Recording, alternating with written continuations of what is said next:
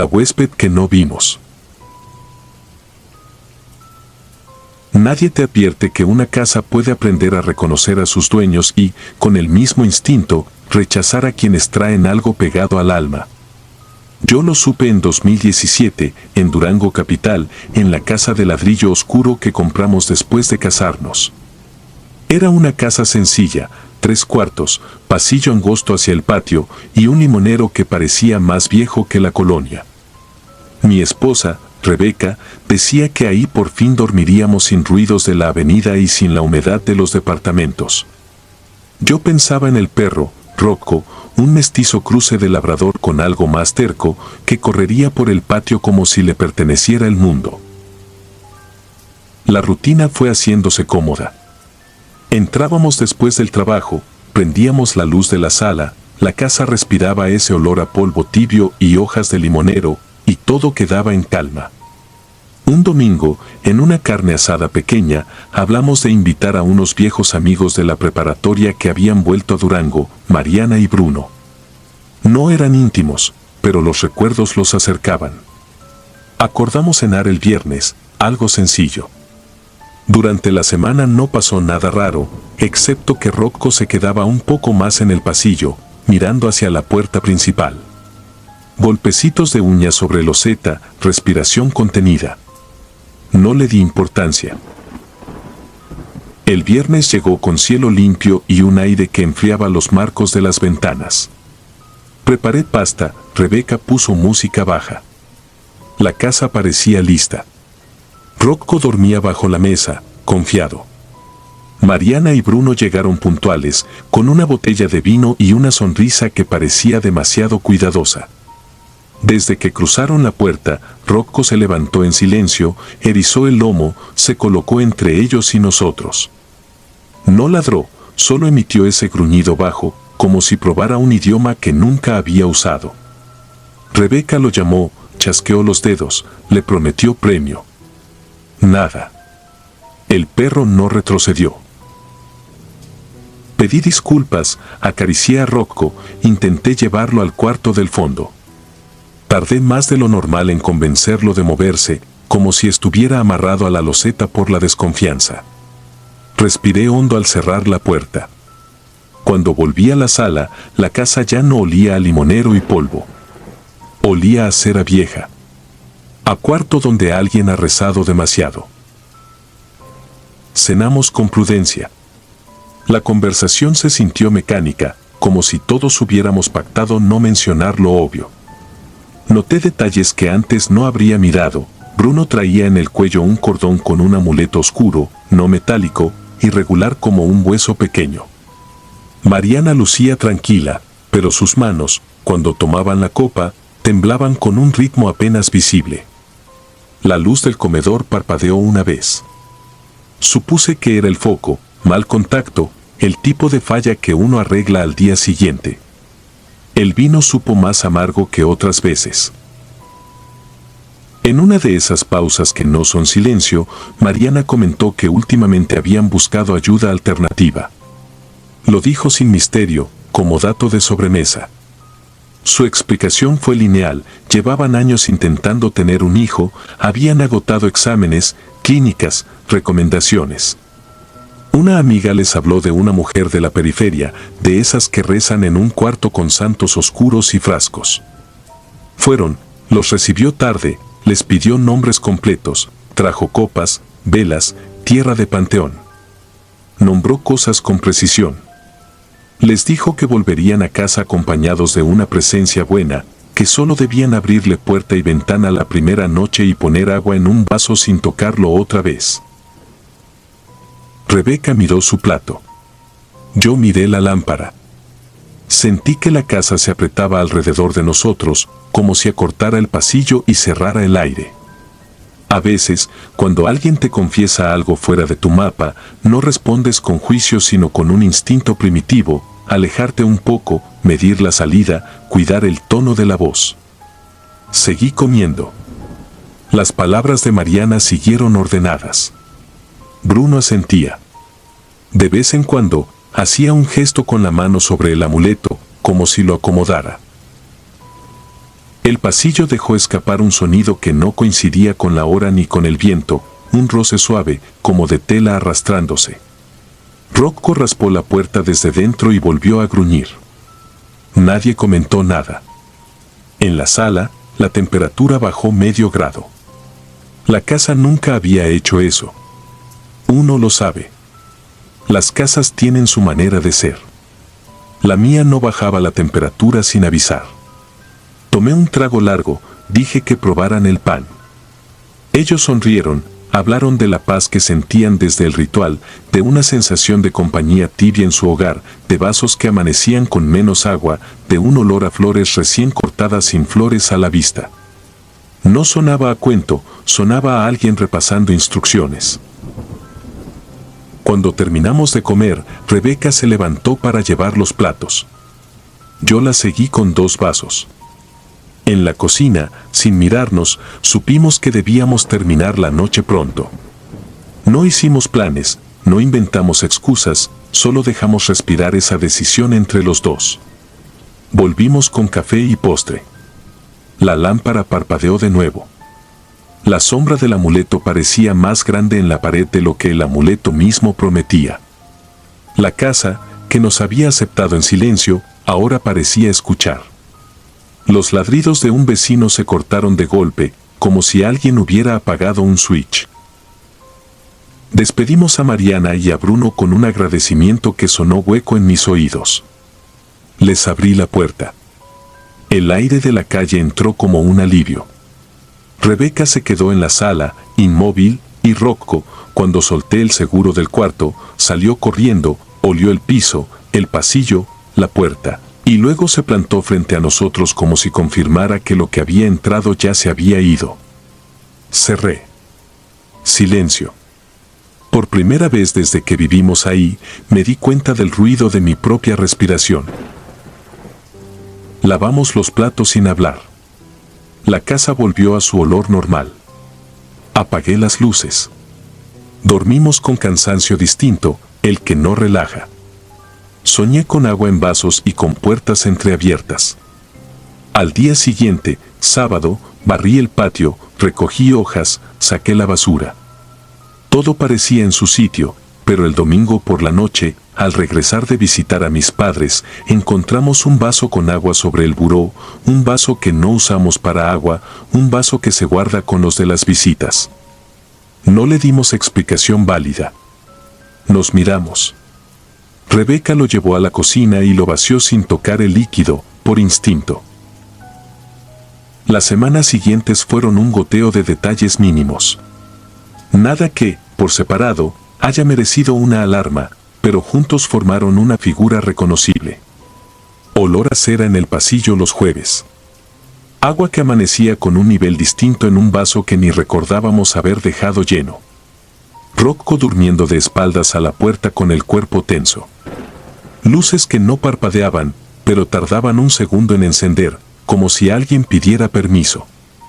Los espejos empañados en la mañana aunque no hubiéramos usado agua caliente.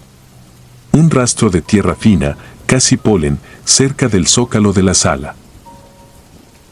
No hablamos con Mariana y Bruno. No por desprecio, sino por preservar nuestra casa. Mencionarle a alguien una mancha que no quiere irse es repetirla. Y sin embargo, la mancha comenzó a fijarse a nosotros. Una madrugada, al levantarme por agua, vi la silueta de Rocco perfilada contra la puerta de la sala y detrás de él, diluida, una altura que no pertenecía a nadie, como si la penumbra hubiera elegido una forma para practicar el equilibrio. No fue una figura nítida. Fue una inteligencia en el aire. Se retiró cuando toqué el interruptor. Me quedé parado, con el vaso en la mano, sintiendo el latido en la yema de los dedos. Otra noche, escuché 3 toques en la ventana del cuarto que da al patio. No golpes.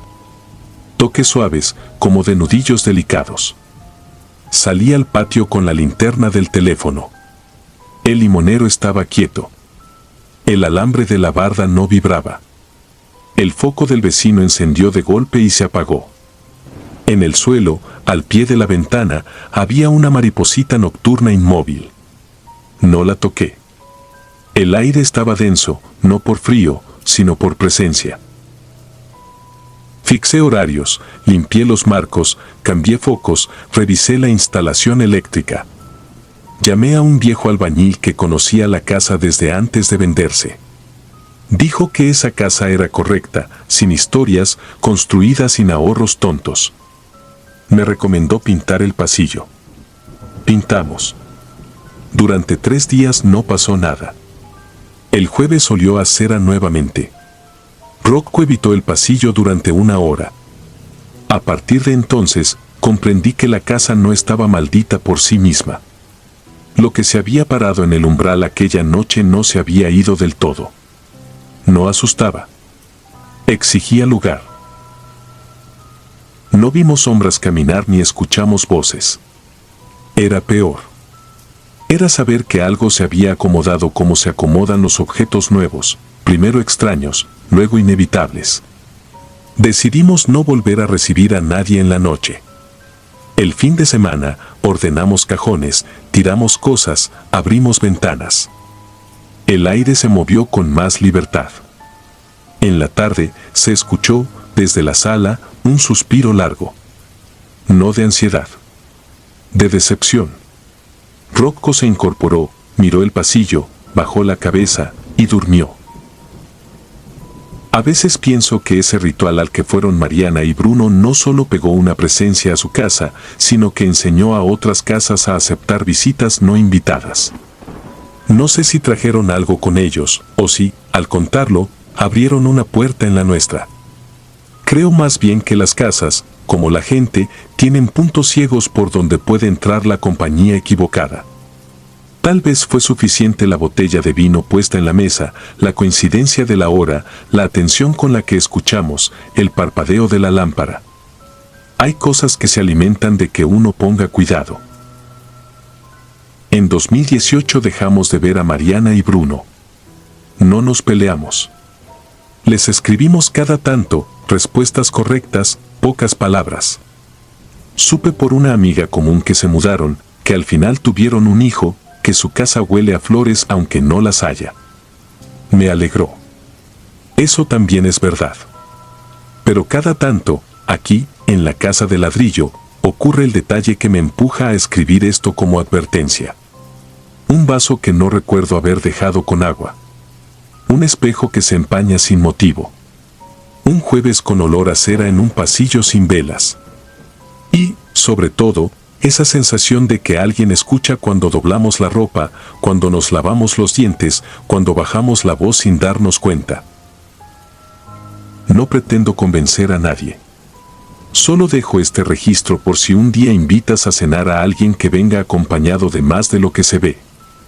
Las presencias buenas también marcan territorio. Si decides abrirles la puerta, hazlo sabiendo que no a todas se les educa igual. Rocco aún se planta frente a la entrada cuando algún amigo cruza el umbral. A algunos los deja pasar sin mirarlos. Con otros, eriza el lomo apenas los huele. Desde entonces, le hago caso al perro. Y cuando el jueves llega con su aroma equivocado, dejo el pasillo en penumbra, cierro las ventanas y no pronuncio ningún nombre. La casa, por ahora, sigue de nuestro lado. Pero aprendí que una casa puede guardar cosas que no le pertenecen y lo hace con el mismo cuidado con el que guarda tu sueño. Si un día te sientes observado mientras todo parece normal, quizá no sea paranoia.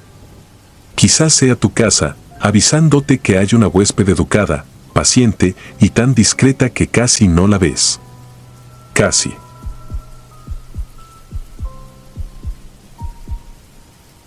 El eco de la casa.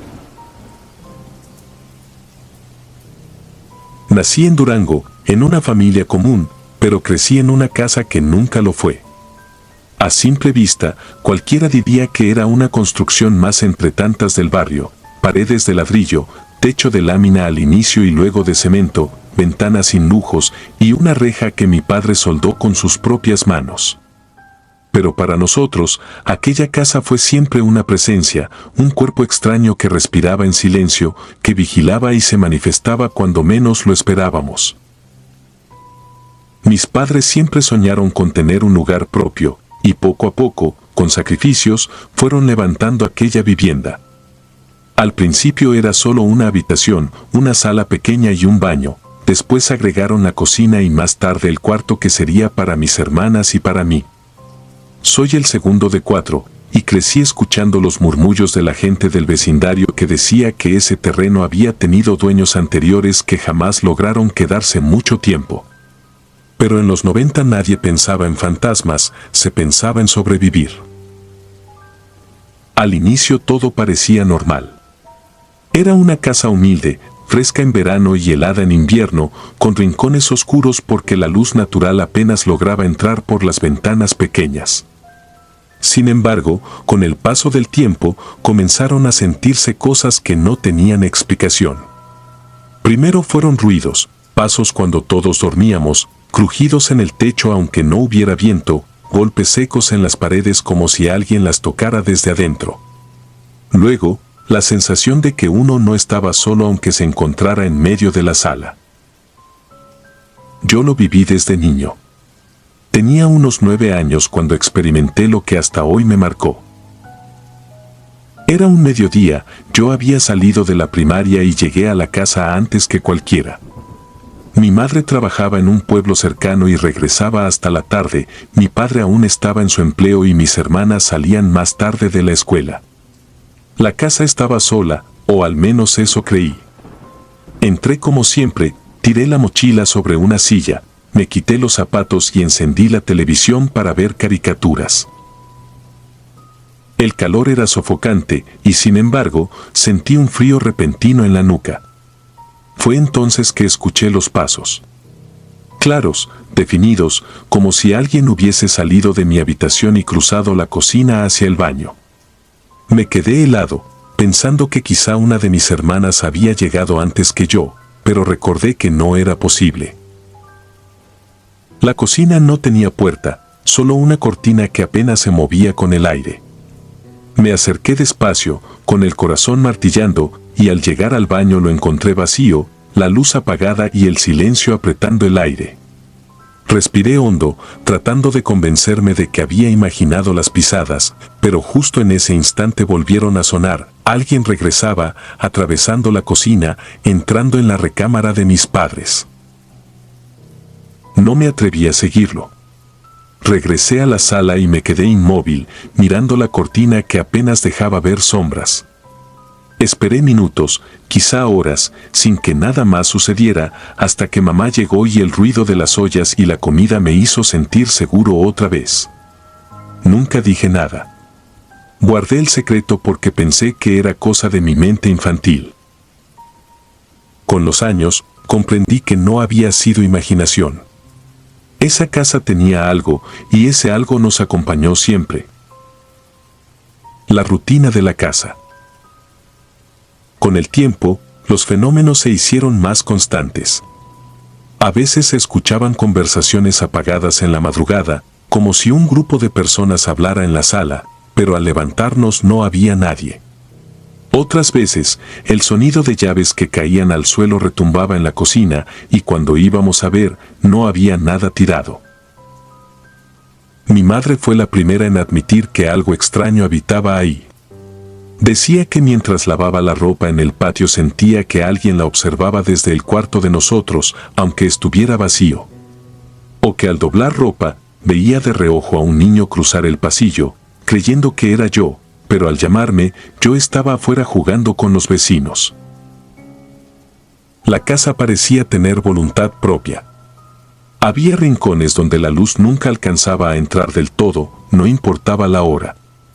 Y la atmósfera en ciertos cuartos cambiaba con los años, a veces pesada, a veces fría, como si absorbiera las emociones de quienes vivíamos ahí. Yo intentaba acostumbrarme, pero a medida que crecí, los sucesos se volvieron más directos. No era solo escuchar, sino sentir. Como cuando despertaba en la madrugada con el corazón acelerado y la certeza de que alguien estaba parado a un costado de mi cama. Nunca lo vi claramente, pero la silueta oscura, la presión en el pecho y el miedo absoluto eran tan reales como el aire que respiraba. La noche del apagón. El recuerdo más fuerte lo viví a mis 16 años. Fue durante un apagón que dejó la colonia entera en tinieblas. Mis padres habían salido a visitar a unos familiares y mis hermanas estaban en una fiesta. Yo me quedé solo, y cuando la luz se fue, me refugié en la sala con una vela encendida. El silencio era tan profundo que cada crujido de la casa parecía un grito. De pronto, escuché pasos en el techo, pesados, arrastrados, como si alguien caminara lentamente sobre las láminas. Pensé que era un animal, pero el peso era demasiado humano. Corrí al patio, levanté la mirada y no vi nada. Volví a entrar y entonces el ruido se trasladó dentro, en el pasillo, en la cocina, en las recámaras. El miedo me paralizó.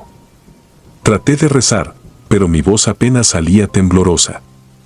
La vela se apagó de golpe, como si alguien hubiera soplado, y en la oscuridad absoluta sentí que algo se movía frente a mí. El aire se volvió helado y el silencio fue roto por un suspiro, largo, profundo, justo en mi oído. Salí corriendo de la casa sin mirar atrás. Me quedé afuera hasta que regresaron mis padres, y cuando les conté, solo me miraron en silencio. Mi madre me acarició el cabello y dijo: «Ya no digas nada, hijo. Solo procura no quedarte solo». Lo que nunca se fue. Con los años, la casa siguió siendo nuestra, pero también siguió siendo de algo más. A veces pienso que aquel terreno estaba maldito desde antes de que lo compráramos. Nadie lo decía en voz alta, pero el vecindario tenía rumores que allí había habido una construcción antigua que fue demolida, que alguien murió entre esas paredes, que las tierras estaban marcadas. Sea lo que sea, lo que habitaba en esa casa nos acompañó siempre. Nunca vimos claramente un rostro, pero las presencias eran constantes, sombras que se cruzaban por el pasillo, pasos que resonaban a cualquier hora, susurros que imitaban voces conocidas. Hoy tengo más de 30 años y aunque ya no vivo allí, cada vez que visito a mis padres siento que los muros aún guardan lo que vimos y escuchamos. La casa respira, como si nos recordara que no estamos solos, que nunca lo estuvimos. Esa casa me enseñó que el verdadero horror no son las figuras que alcanzas a ver, sino las que caminan a tu lado aunque no puedas mirarlas. Antes de continuar, si disfrutas de mi contenido deja tu like y suscríbete, ayudarías mucho. Y dime a qué hora te atreves a escuchar estas siniestras historias. Ahora sin más interrupciones continuemos. El umbral. Nunca me consideré una persona supersticiosa. Siempre creí que los relatos de casas embrujadas eran simples exageraciones de gente con demasiada imaginación. Yo era más bien práctico, ingeniero civil, acostumbrado a ver edificios en ruinas y escuchar ruidos extraños en las estructuras sin pensar que hubiera fantasmas detrás de ellos. Pero todo cambió cuando, en 1998, compré una vieja propiedad en las afueras de León, Guanajuato. Era una casa de 2 plantas, construida en los años 50. La fachada estaba desgastada por el tiempo, el jardín parecía un terreno baldío y la pintura de las paredes internas se caía en trozos. Sin embargo, el precio era demasiado atractivo. Había pasado casi 10 años ahorrando para comprar un lugar propio, y cuando la inmobiliaria me dijo que llevaba más de 2 décadas abandonada, lo tomé como una oportunidad. Según ellos, los últimos dueños habían partido por una mudanza inesperada, nada más. La primera noche fue inquietante, aunque no lo quise admitir. Los crujidos comenzaron apenas pasada la medianoche, como pasos pesados moviéndose por la planta alta.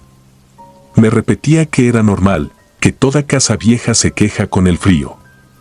Sin embargo, los ruidos eran insistentes y siempre parecían recorrer las mismas habitaciones. Dormí poco, pero traté de no prestarle atención. Con los días, esa sensación de incomodidad se volvió más intensa. No era solo el ruido, era como si alguien me observara desde la sala. Cada vez que me sentaba en el sofá, sentía un peso extraño en la nuca, la clara impresión de tener ojos invisibles clavados en mí. Al principio lo atribuí al cansancio, al estrés de la mudanza. Pero pronto los objetos comenzaron a cambiar de lugar. La lámpara junto al sillón apareció inclinada una mañana, como si alguien la hubiera empujado. Puertas que yo juraba haber dejado abiertas amanecían cerradas. Pequeños detalles que me hicieron dudar de mí mismo. Lo que me quebró la calma fueron los golpes. Eran las 3 de la mañana cuando escuché el primero, un estruendo seco contra la pared de mi cuarto. El sonido era tan fuerte que la cama vibró. Me armé de valor, encendí una linterna y revisé cada rincón. Nada. Ni viento, ni ramas cerca de la casa. Pero la siguiente noche, a la misma hora, volvió a ocurrir.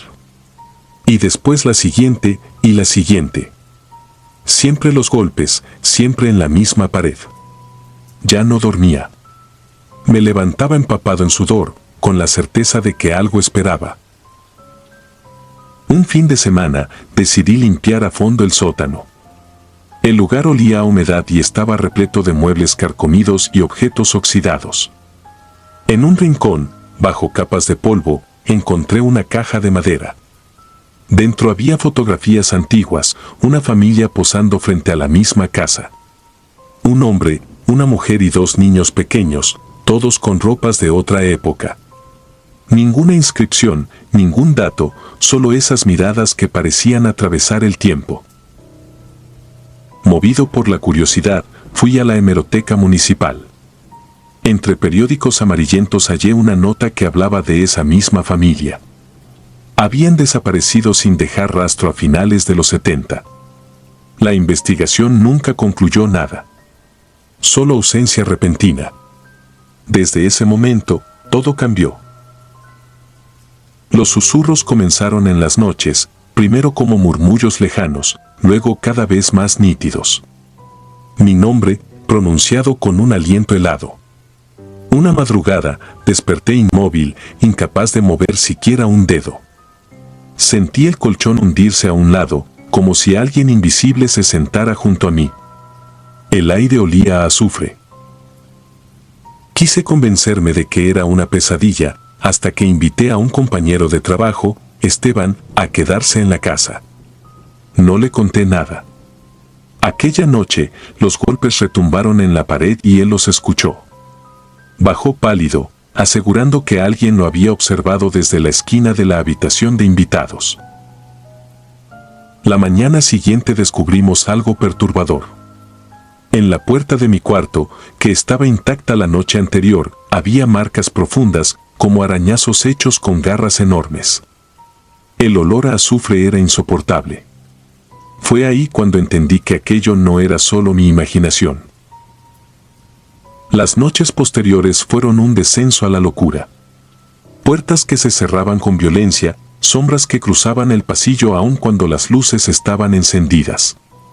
Una madrugada escuché risas infantiles detrás de la puerta del baño. Al abrirla, el espejo estaba cubierto de vaho, como si alguien acabara de bañarse con agua hirviendo. En el cristal, escrito con un dedo, había una sola palabra: fuera. No sé cómo seguí viviendo allí semanas más, quizá por terquedad o porque no tenía a dónde ir. Pero la última noche fue definitiva. Desperté a las 3 de la mañana con un frío que calaba los huesos. Los golpes en la pared eran más violentos que nunca, como si quisieran derribarla. De pronto, un silencio absoluto cubrió todo. Y en ese silencio sentí una respiración en mi oído, larga y profunda. Me levanté de un salto y encendí todas las luces. En el pasillo, al final de las escaleras, vi la silueta de los 2 niños de la foto. Estaban de pie, tomados de la mano, con los rostros pálidos y vacíos, observándome en silencio. Detrás de ellos, una sombra inmensa, deformada, se movía como si llenara toda la casa. No recuerdo cómo salí. Solo corrí con lo puesto y no regresé jamás. Abandoné muebles, ropa, todo. Preferí empezar de cero que seguir allí. A veces sueño con esa casa. En mis pesadillas sigo atrapado, escuchando los golpes en la pared, los susurros que pronuncian mi nombre, las risas de los niños. Sé que aquello no era un simple fenómeno extraño. Había algo que no quería ser descubierto. Algo que aún está allí, esperando.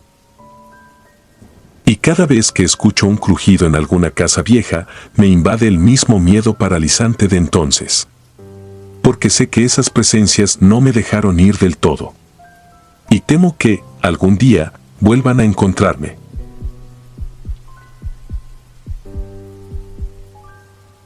El sótano del olvido. Mi nombre es Daniel. Nunca fui de los que creen en lo paranormal. Siempre pensé que los fantasmas eran inventos de mentes sugestionables, historias creadas para llenar vacíos de explicación. Crecí repitiendo la idea de que todo tiene una causa lógica, un ruido extraño era el viento, una sombra rara era solo la imaginación cansada. Así me definía hasta que compré aquella casa. Era el año 2005 cuando finalmente pude hacerme de un lugar propio.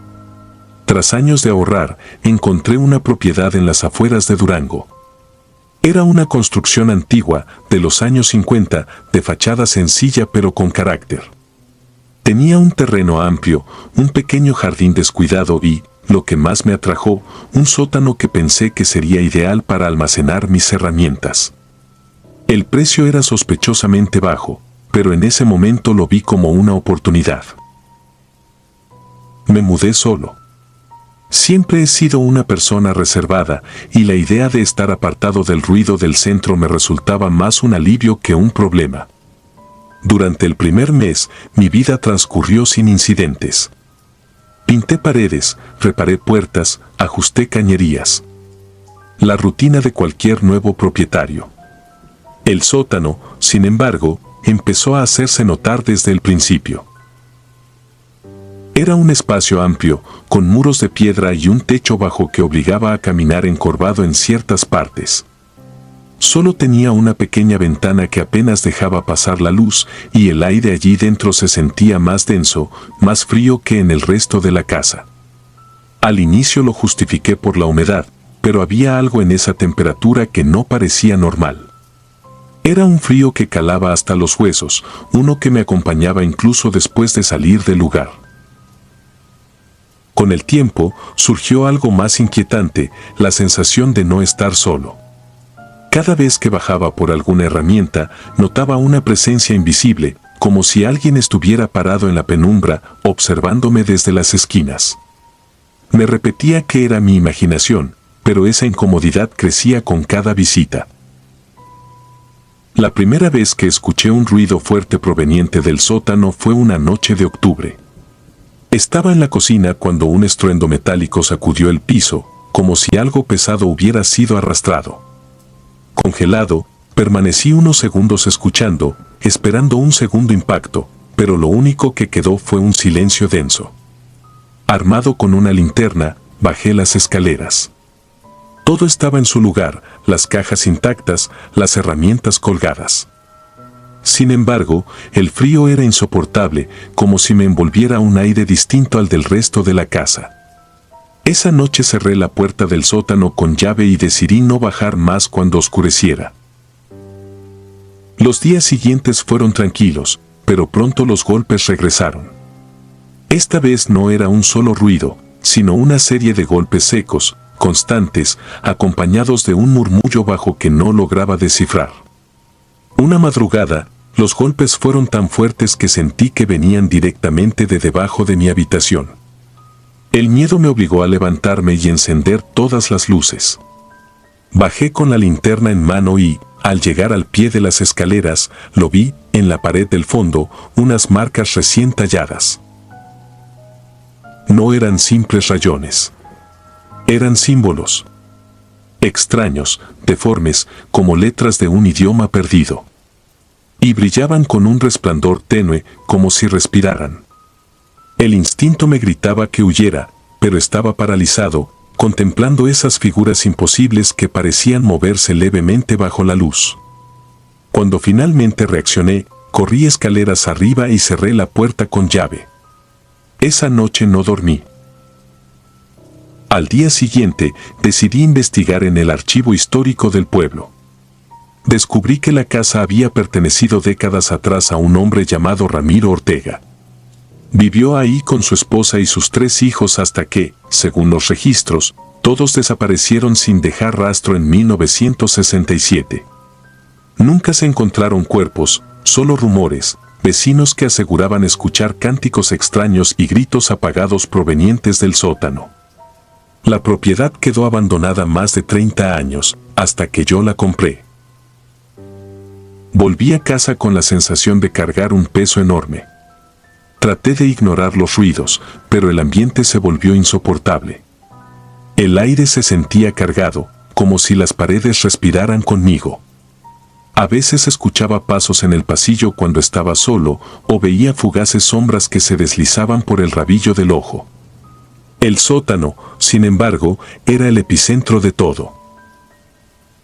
Una noche de tormenta, los golpes comenzaron de nuevo, más violentos que nunca. Parecía que algo intentaba abrirse paso a la fuerza. No pude contenerme, bajé decidido a terminar con aquello, armado con un bate de béisbol. El aire estaba tan frío que salía vapor de mi boca, y los símbolos en la pared ahora brillaban con más intensidad, como brasas vivas. Pero había algo más. En medio del sótano, una silueta. Oscura, inmóvil. No tenía forma definida, solo una presencia compacta que absorbía la luz de la linterna. No se movía, pero la presión en el aire era insoportable, como si me apretaran el pecho con una fuerza invisible. Apenas podía respirar. Cuando logré reaccionar, retrocedí tambaleándome y subí las escaleras de un salto, cerrando la puerta con fuerza. Desde esa noche, no volví a bajar. El sótano quedó clausurado, pero la casa entera comenzó a sentir la misma corrupción. Los golpes se escuchaban desde cualquier parte, las sombras aparecían en las habitaciones, y ese frío antinatural, se instaló en cada rincón. Han pasado meses. No he intentado mudarme porque algo me lo impide, una fuerza que no comprendo. He pensado en quemar la casa, en huir, pero cada vez que lo considero, siento como si algo me vigilara, esperando el momento en que dé el primer paso para atraparme. El sótano sigue ahí, intacto, y sé que lo que habita dentro no se ha ido. Solo espera. A veces escucho susurros detrás de la puerta cerrada. No entiendo lo que dicen, pero sé que me llaman. Me aterra pensar que, tarde o temprano, tendré que abrir esa puerta de nuevo.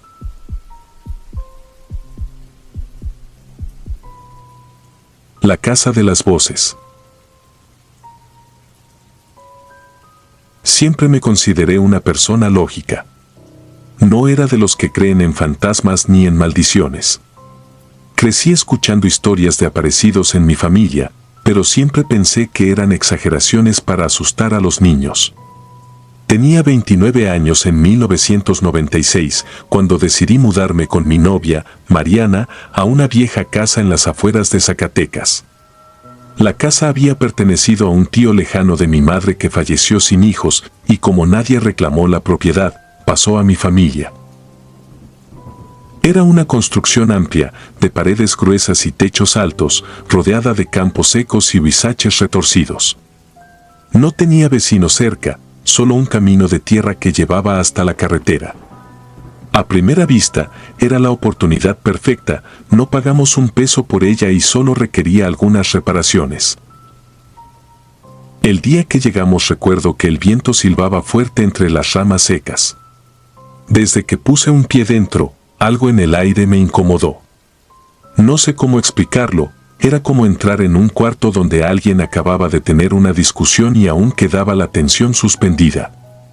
Pero ignoré la sensación, pensando que era el silencio del campo al que no estaba acostumbrado. Los primeros días parecieron normales. Mariana estaba emocionada con la idea de arreglar la casa y decorarla. Yo me dedicaba a reparar goteras, cambiar vidrios rotos y limpiar habitaciones llenas de polvo. Sin embargo, había un espacio que evitábamos inconscientemente, el pasillo que llevaba al fondo, donde se encontraban dos habitaciones cerradas desde hacía años. Cada vez que pasaba frente a esas puertas, sentía que alguien me observaba desde dentro. Al principio lo tomé como sugestión, hasta que comenzaron los ruidos. La tos en el pasillo. Una noche, mientras cenaba solo porque Mariana se había quedado a dormir con su madre, escuché una tos leve, apagada, justo detrás de mí, en el pasillo. No era un crujido de madera ni el sonido del viento, era la tos de una persona, débil, como la de un anciano enfermo. Se me heló la sangre. Me levanté con la idea de revisar, pero no encontré nada. La casa estaba cerrada por dentro, no había forma de que alguien hubiera entrado. No quise darle importancia, pero la tos volvió a escucharse en varias ocasiones. Siempre de madrugada. Siempre desde ese mismo pasillo. La primera aparición de las huellas. Lo siguiente fueron las marcas en los vidrios. Una mañana, al entrar en la sala, vi huellas pequeñas de manos sobre la ventana, como si un niño hubiera apoyado los dedos en el cristal. Pensé que tal vez habían quedado desde antes, durante la limpieza, y las borré. Sin embargo, al día siguiente aparecieron de nuevo, exactamente en el mismo lugar. Las limpié varias veces, pero cada noche volvían a estar allí. Mariana las notó también. Al principio trató de tranquilizarme diciendo que podía ser polvo o humedad, pero ambos sabíamos que eran huellas perfectas, pequeñas y frescas, como si alguien se asomara por la ventana desde dentro. El desván y la silla de ruedas. La inquietud llegó a un punto insoportable cuando decidí revisar el desván. La puerta había permanecido cerrada con llave desde que llegamos. Subí una tarde lluviosa y lo primero que vi fue una vieja silla de ruedas en un rincón. El metal estaba oxidado y el asiento cubierto de polvo, pero la sola visión me produjo un escalofrío indescriptible. No recordaba que nadie en la familia hubiera necesitado una silla así. Bajé sin darle demasiada importancia, pero esa misma noche la encontré en el pie de la escalera, como si alguien la hubiera bajado. Estoy seguro de que la dejé en el desván. Mariana no la había tocado, me lo juró con la cara pálida. Desde ese momento la casa entera cambió. Las noches se volvieron insoportables. El aire en los pasillos era helado, incluso cuando afuera hacía calor. Sentía constantemente que alguien me observaba desde las sombras. A veces escuchábamos pasos en el piso de arriba, aun cuando sabíamos que no había nadie. Otras, se escuchaban suspiros junto a la cama. Una madrugada desperté convencido de que Mariana hablaba dormida. Murmuraba cosas ininteligibles con voz débil. Pero cuando la toqué, ella abrió los ojos de golpe, no estaba soñando. Los susurros seguían sonando, solo que no venían de ella, sino del pasillo. Con el tiempo descubrí que mi tío había heredado la casa de su propia madre, una mujer que pasó los últimos años de su vida postrada en esa silla de ruedas. Murió en la sala, mirando por la ventana, exactamente donde aparecían las huellas pequeñas. Nadie quiso vivir allí después. La casa permaneció cerrada por décadas, como si guardara la rutina de esa mujer enferma, atrapada en un ciclo interminable. La última noche que pasamos allí fue la peor. Nos despertó un estruendo, la puerta del desván se abrió sola de golpe.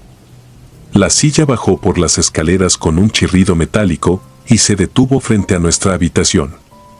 El aire era tan frío que podíamos ver nuestra respiración. Y entonces escuchamos la tos, clara, insistente, al pie de la cama. No vi nada directamente, pero supe que estaba ahí. Una presencia invisible, fija, esperando. Sentí que si permanecíamos un minuto más, algo terrible sucedería. Salimos de la casa sin recoger nada, solo con lo puesto. nunca regresamos. Han pasado casi 30 años desde entonces, pero aún sueño con esa casa. Sueño con el pasillo oscuro, con la silla de ruedas bajando las escaleras sola, con las huellas en el vidrio. No sé si lo que habitaba allí era el espíritu de la anciana o algo más, pero aprendí que los muertos no siempre se van. Algunos se quedan, repitiendo una rutina, dejando que la casa se llene de voces, de sombras, de miradas invisibles. Yo solo fui un intruso que se atrevió a entrar en su reino. Y aunque nunca volví, sé que esa casa sigue allí, esperando a su próxima víctima. Si disfrutas de los relatos, te invitamos a apoyarnos con un like y un comentario, ya que eso nos ayuda muchísimo. Además, si aún no estás suscrito o suscrita, te animamos a formar parte de la comunidad del terror. Muchas gracias por escucharnos y por tu apoyo.